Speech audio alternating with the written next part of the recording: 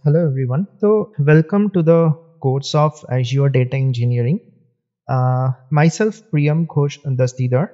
I'm a working professional, currently working as a project lead in Tech Mahindra, and I myself working as a Azure data engineer for more than 6+ years.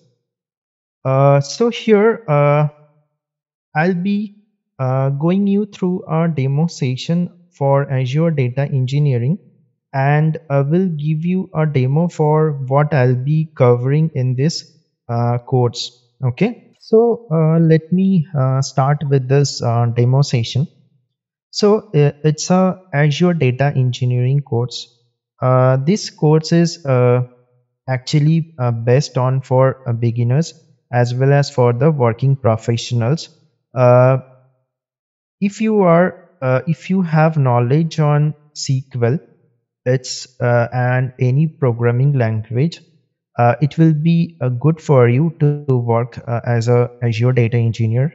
Otherwise, you don't need to worry about that. So here we are covering the data warehouse concepts, Microsoft SQL Server. So since this is a Azure data engineering course and this is a Microsoft product, hence I have chose this SQL Server, which is also a Microsoft product. Apart from this, we will be covering with Python programming for data engineering. So this Python programming, I'll be starting from very basics. So whoever is experienced in Python, uh, and please help me to have patience, because people who are very much novice in programming language, they might not know Python. Okay, so that's why be patient, give them a chance to learn Python. And whoever is novice, please don't worry about that. I'm here to make you a Python programmer. Okay, apart from this, we will be working with Apache Spark using Python, and in this part we will be covering the Databricks. So Databricks Community Edition, which is a free version in Databricks, we will be working with that. And after that we will be switching to Azure Data Factory, that is in short also called ADF. And in this Azure Data Factory we will be working with different portions. I'll be going you through that, and after that we will be working with Synapse Analytics. So in total this will be of 40 hours of session, and we will be conducting this daily, 1 hour or 2 hours, that depends on our flexibility. And to learn this course, you don't need to have any high configuration desktop or laptop. Only 4 GB machine is like quite suitable. The only thing that we will be using is Microsoft SQL Server. If you have not installed that, I'll be teaching you, guiding you how to install that one. So let's start one by one, with which we will be starting. So let's go with data warehouse introduction. So to become a data engineer, be it anything, be it Azure Data Engineer, be it uh, GCP or AWS, you need to know, have a basic concepts on data warehousing. Because data engineers have to maintain the data in data warehouse only. So what is business intelligence and what is about data warehouse, and what is the difference between data warehouse and data lake, all will be covered in this session. uh, then I'll be covering with the advantages of data warehouse, then what is the difference between OLTP versus OLAP, and dimension tables and fact tables. So this data warehousing is all will be a theoretical based chapter for data warehouse. Once this is done, we will be moving to the Microsoft SQL Server. So I'll be starting with the installation process of Microsoft SQL Server 2022. And it will be good if you have a Windows machine, because in Windows machine it is very easy to install Microsoft SQL Server. And if anyone is install like using this Microsoft SQL Server in earlier, do not uninstall it. And if you want to uninstall it and do a fresh start, please uninstall that Microsoft SQL Server clearly. Okay, otherwise you cannot install this SQL Server 2022. So after this installation, I'll be going you through all these DDL and DML comments. And this is a basic Microsoft SQL Server course. Along with that, there will be some advanced topics also, as you can see from this, that joins are there. Also the windowing functions are there. Okay, so windowing functions is a very important functions that you need to know if you work as a data engineer. Again, be specific, not only Azure data engineer, be it any kind of data engineers. So once this is done, we will be starting with Python programming, okay, for data engineering. So this Python programming is also will be a, like, I'll be starting from basic. So I'll be showing that how to install the Python in our own laptop or desktop, and also as a IDE we will be using the PyCharm, and this PyCharm will also be a free version. Next, we will be learning the data types, variables, control structure, functions, modules, data structure, Python OOPS concept, classes, object, all this. And last, we will be learning the Python exceptions. Next, after completing this Python, we will be starting with Apache Spark using Python, that we called as PySpark. So the thing I have chosen, there are different languages used with Apache Spark, that is Scala. You can also use Java also, but in uh, going and looking into the current market, Python is a very widely used language. And I have seen in many companies that people are choosing Python over Scala, because Scala is a functional language and it's really very difficult to learn. But Python is very easy comparatively, if I compare to other programming languages. So here we will be working with PySpark, that is called Apache Spark using Python.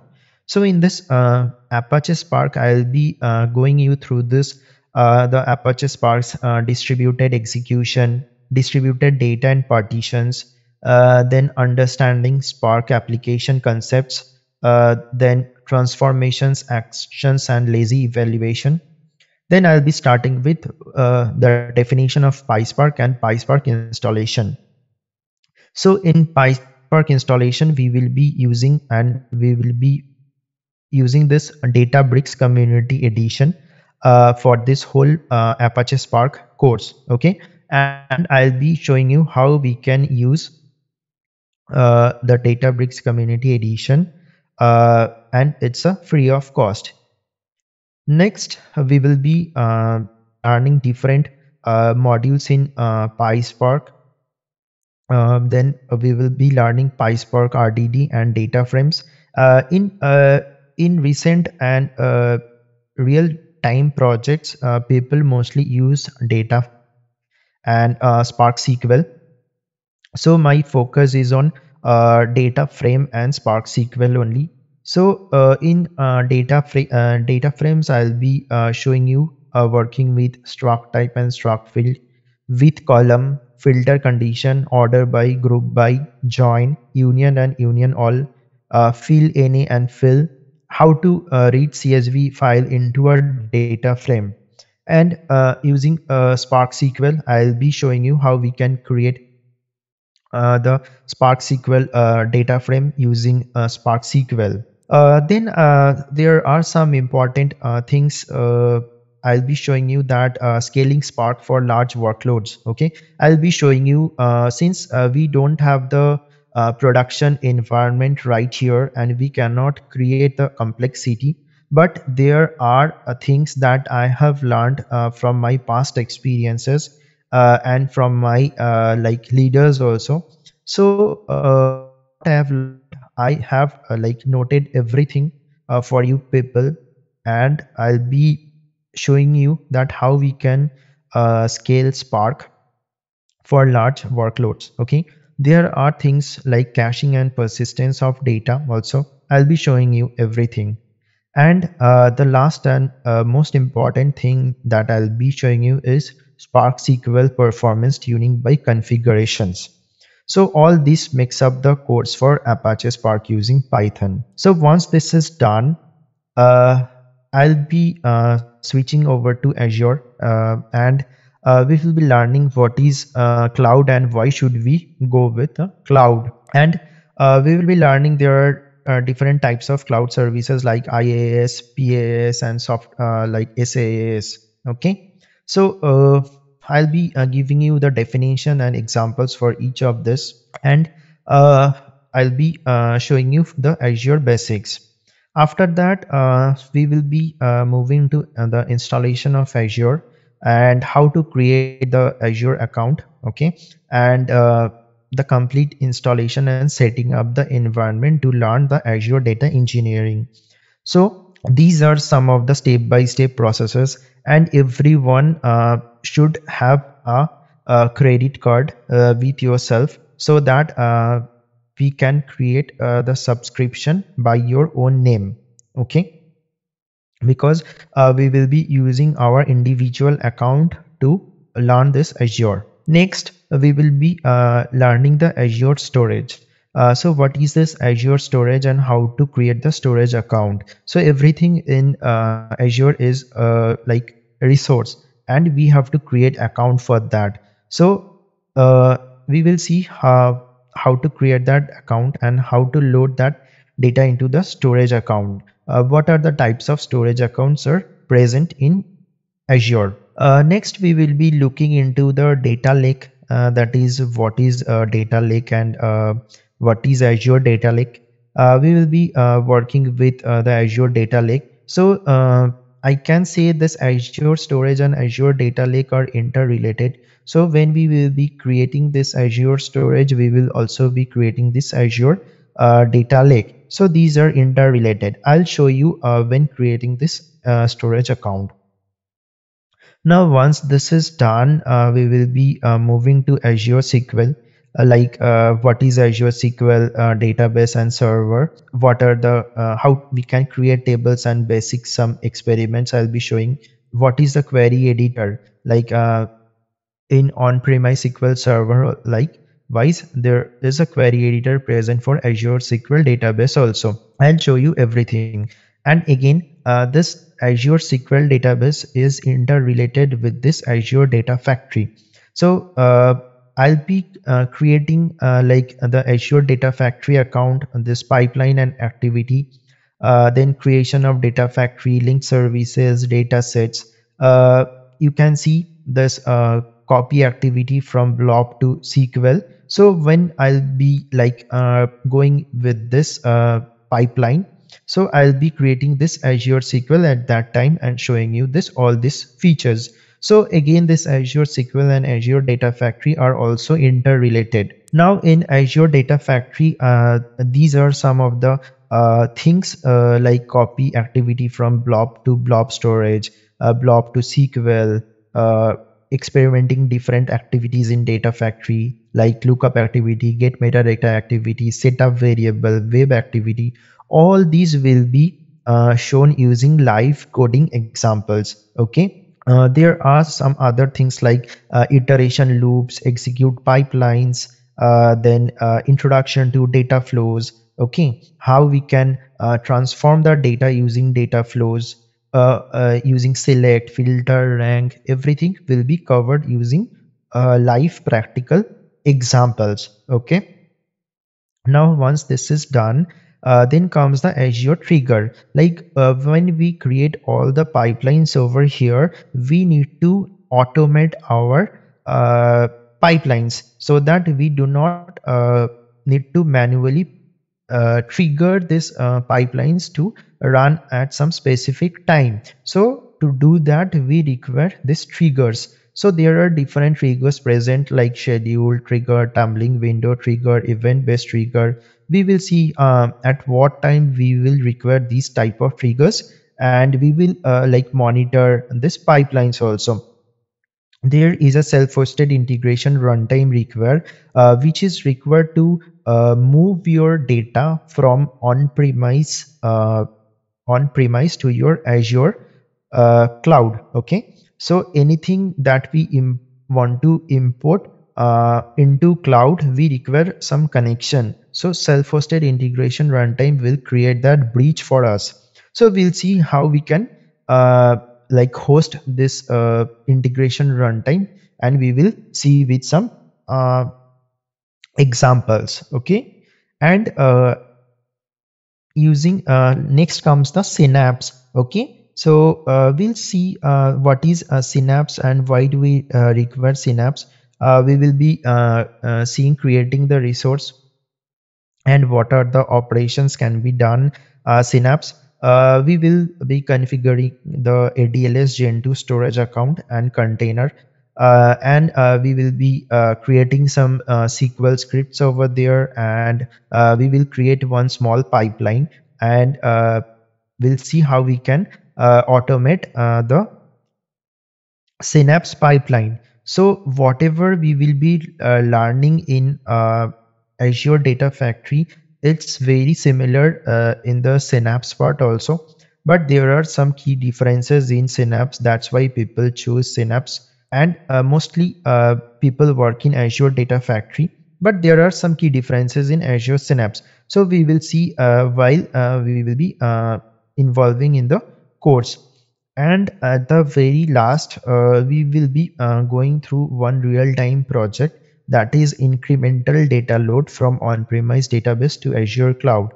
As per my experience, I have implemented in all my previous projects in which companies I have worked this this pipeline. Okay, so this is a very important pipeline as per my experience. So we will be seeing how we can load the historical data as well as the incremental data into our database, from our database to Azure cloud. So this we will work as a real-time project. So this will be the end of our Azure data engineering course, and this is all about the course. So if you have any question, you can ask me. Please feel free to ask me. Uh, you are going to tell that PySpark, right? With SQL. Yes. And one more thing I would like to mention, that in this course there will be some theory based class, and there will be mostly there will be practical class. So in my course I have designed the course like this way, that it will involve 80 to 90% practical things, and rest the theory based, because you need to know the theory as well. So this way I have designed my course, and everything that is I am calling as practical, I'll be creating everything in front of you. Okay, so this is all about the course. Now you can please continue. Is there any Spark things, Spark related things you are going to teach? Spark. Spark related things means, can you please like Yeah. So you mentioned in the curriculum. So hmm. SQL with Spark you're teaching, right? So, Yes, yes. but what is the difference between the Spark and PySpark? Uh, I have questioned that. Okay, okay. So the thing is that S- Apache Spark is the concept. Okay, Mm, mm, so it's a framework, you can say, that we mm, use to process our data. Okay, mm. and it Okay. processes the data in a 10x faster way. Now there are two languages you can specifically use. One is Python and another one is Scala.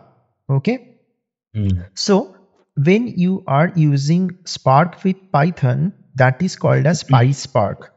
And if you are using Scala with Spark, that is called Scala Spark. So here in this course, we will be using the Python with Spark. That's why I have called it PySpark. Okay.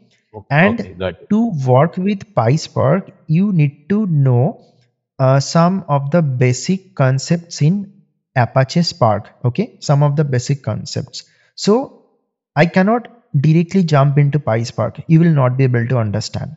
So that's why I will be giving you some basic concepts on Apache Spark, and then I'll be working with code as Python that is called PySpark. So, is there any logic apps, functional apps you are going to teach that? I mean, in Azure. In Azure Logic Apps, no, there will be no Logic Apps. Okay. Azure keyword is there you are in teach? Azure Key Vault. So Yeah. that is used to store the passwords, credentials. Okay. Yeah. Priyam, are you going to cover any collaboration tool like GitHub or something while we are working on ADF? Generally, no, but yes, if you guys want to see that how we can collaborate the GitHub, I can definitely show you. That's not a big deal. Okay. And one more question is when you are teaching this PySpark in Azure Databricks, will you be using just a sample data from the external sources, or you will be showing us on how to connect to the Azure storage Gen 2 or something like that, and you will be giving us the demos? Okay, so in as I said, this PySpark we will be covering with Databricks. Okay, a Databricks Community Edition. Okay, in Azure side, we will not be working with Azure Databricks, but the concept is very similar. Since this Databricks Community Edition is a free version, okay, hence I'll be working with Databricks Community Edition. Okay, and that is included with PySpark. And from Azure side, I'll be working with Azure Data Factory, Data Flows, Azure Synapse. And in Azure Synapse, I'll be working with serverless SQL pool. Because if you guys are also see, if you will be working on your own account, okay, and as you know that in Azure nothing is free, okay, that will incur huge cost. So if you start learning on Azure Databricks monthly basis, you need to pay around uh, 10 to 15,000. So I won't recommend you to start working on Azure Databricks in your own account. Okay. So instead of that, I'll be showing you Databricks Community Edition, which is a free version. Okay. And this will help you to, you can run as many as code you can. Okay, okay, yeah, got it. So one last question. So Yeah. Yeah. when we are creating Azure Data Factory, right? Per credit card, I think we can create. They'll give some credits in Azure account, right? So once they are expired, can we create one more account for practice? And can we use the same credit card for that, or will there be any challenge for No, practice? no, no. Once it's created, you cannot create, because using your credit card, they will gonna verify from your backend. Even if you try with some other credit card, okay, but that credit card is already linked with your name, right? So with the second credit card also, you cannot create that free account. So it's only for once. Okay, Yeah, I then have one how we question. can practice actually? So that's the thing, like you will be creating that Azure account using your first credit card. There you can use it like for 30 days. It's absolutely free. Hear about that. So there is a student account. By using Hmm, that, we hmm. can able to practice 1 year for Azure Data Factory. Is correct, right? Please correct me if I'm Yeah, not wrong. it's correct, but are you a student? I am not student, but so how to Then create a student account? Is there any steps? Is like there if from? yes, like if you are any from college, okay, So they will ask you your college details and everything you have to put. Okay, so then only you can create your student account. But make sure that's a Microsoft product. Okay, that will not be an easy or escape way to create that student account. And like if Hmm. you are a professional, right? So Hmm. that will be quite secured. Okay. So they will definitely put the things like that way. Frankly speaking, I have also not created any student account because I have started being after beginning as a professional.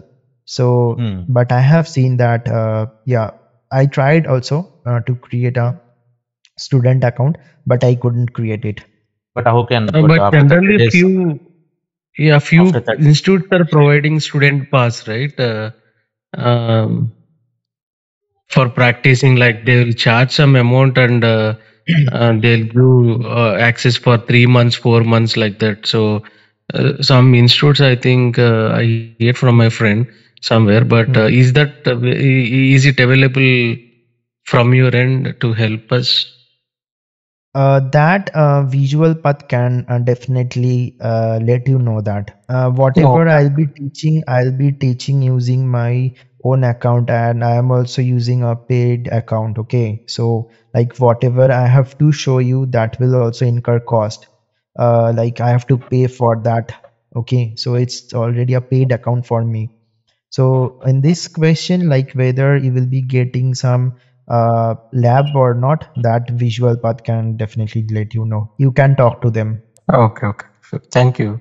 Yes, yes. Hi, Baji here. I have a Yeah, total hi. 12 years of IT experience in that testing field. I don't have any coding knowledge. Is Hmm. my profile is suitable for this Azure database, or I need to? I Yeah, have yeah, total IT experience definitely. in 12 years, and I do Yeah, not yeah, have any coding definitely. knowledge. Yeah, yeah, definitely. Why are you demotivating yourself? Be a strong Okay, man. okay. Don't worry. Thank you, thank you. Definitely you And can. and what about the once I completed the course, and how about the interview support and technical support after the completion of the course? Are you providing any support? Support means I didn't get you. After completion of the course, we are trying to interviews, right? And during that period, are you going to provide any support? Means I don't want to take interview from you, but is there Hmm. any related? They ask any questions. If they ask any real time questions on that criteria, on that time, are you going to provide any Hmm. support? Okay, okay. No, In that I'm case, you asking can. you. Yeah, No, no, I got it. You can definitely reach out to me directly. I will definitely help you. No worries. yeah. Okay. Post completion of the course also, if you face any interview Yes, related yes. question stuff, Uh, you're going one, to provide this to me. one thing I would definitely let tell you all that as per my experiences, like I have given many interviews. Okay, so as a data engineer, they be strong enough in uh, SQL. Okay, so if you can ask, if you can pass anything in SQL, they will definitely you are on the positive side. Like you have already crossed 60 to Okay. 70% of the chance. Okay, be very much strong in SQL. Okay, and Okay. after that they will ask most of the questions from Azure Data Factory. Okay, Azure Synapse is a plus point, but you have to be very much strong in Azure Data Factory because frankly speaking, this Azure Synapse is a very much costly. Okay, so for every processing of data, it will incur a huge cost. So in most of the companies, they prefer doing that using Azure Data Factory only. So be strong enough in Azure Data Factory, SQL, and some of the programming concepts that will definitely make you a strong in data engineering. What about Microsoft Fabric in data engineering? That's out of the course. That's I'm not teaching the fabric. But Yeah, that yeah. is Please also part continue. of Azure data engineering. Yes, but if you look into most of the data engineering courses, so my course is aligned with them. You can definitely check with other courses. Just brief about Fabric also. Just wanted to know. That's out of the course content. Sorry to say. We can definitely have a separate session on this data fabric. It is also like ADF, right? Yes. Okay. Are you going to provide any projects? As an experienced Uh, person, we have to put to at least 2 3 years experience, right, to get a calls in the Azure uh, related stuff. Sorry, I didn't get your question. Yeah. As I experienced, I have to put at least 2 years in the. I am working as a Azure engineer, right? In the Exactly. resume, total out of 10 years experience, I need to put at least 2 years. In these 2 years now, we need to put 3 4 projects, right? Are you going to provide any projects like? Uh, yes, I'll going to provide. So out of that, like see, whatever coding I'll be doing in this Azure Data Engineering, all are interrelated. So if you take this as a whole, you will be getting like like more than 2 to 3 small projects, and another real-time big project that I'll be covering is a incremental data load along with historical data load. That will, if you can master on that, it will definitely help you. And I'm pretty sure they will gonna ask that question. If you Okay, sit for 10 interviews, you can expect to get that question for 4 to 5 interviews. I can definitely say that because this as per my experience. So any question, any more question? what about the calls? Is calls are coming enough, or we need nowadays market is not good, na? Calls are not coming. I think so. In No, no, Azure, no, how no, no. about If the you if you market? if you if you look into the LinkedIn and Naukri, and if you go with Azure Data Engineer, you can see the result. Don't Okay, okay. don't trust on my words, but you can see on yourself if you search it. So are you Okay, trying okay. for any on-site or within India? No, within India only. In India only, my few of the friends are trying with another technologies. They are not getting Mm. calls compared than previous. They're saying that this is the financial year ending, so there is some global issues are there. So we are not Mm, getting enough mm, calls in the other technologies, Java, .NET like that. mm. I'm asking in the Azure also same thing is there. Azure is market is there No, no, now. no, no, no. Still, till date, Okay, there is a huge crunch for the data engineers in current market as per the demand. So there is okay, still very much requirement for data engineers. okay. Thank you so much Yeah, for yeah. answering. So any more question or are we good to go? Thank you for your time. Thank you so much. Yeah, yeah. Thanks. Thank you, guys.